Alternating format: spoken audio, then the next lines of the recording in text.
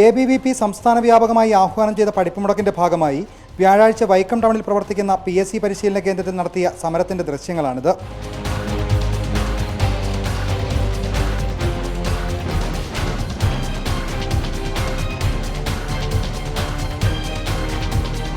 ഗർഭിണികൾ ഉൾപ്പെടെയുള്ളവർ പരിശീലനത്തിനെത്തുന്ന കേന്ദ്രത്തിലായിരുന്നു പഠിപ്പുമുടക്കിന്റെ മറവിൽ ഈ അതിക്രമം.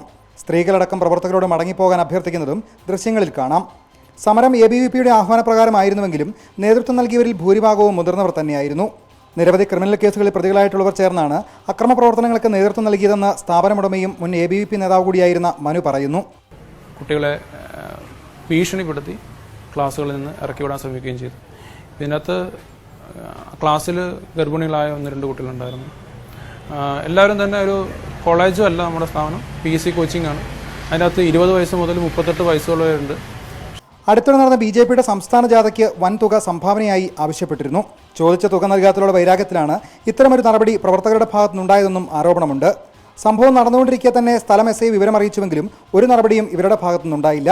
കുട്ടികൾ പറഞ്ഞു കേട്ടു, അതിൽ മുൻപിൽ നിന്ന് കസേരയൊക്കെ എറിഞ്ഞുടയ്ക്കാൻ ശ്രമിച്ച ആള് കഞ്ചാവ് കേസിലൊക്കെ പ്രതിയായിട്ടുള്ള ആളാണ്. പോലീസ് പരാതി മേടിച്ചു വെച്ചതല്ലാതെ അതിനെക്കുറിച്ച് ഒരു എൻക്വയറി ഇതുമായിട്ടുണ്ടായിട്ടില്ല.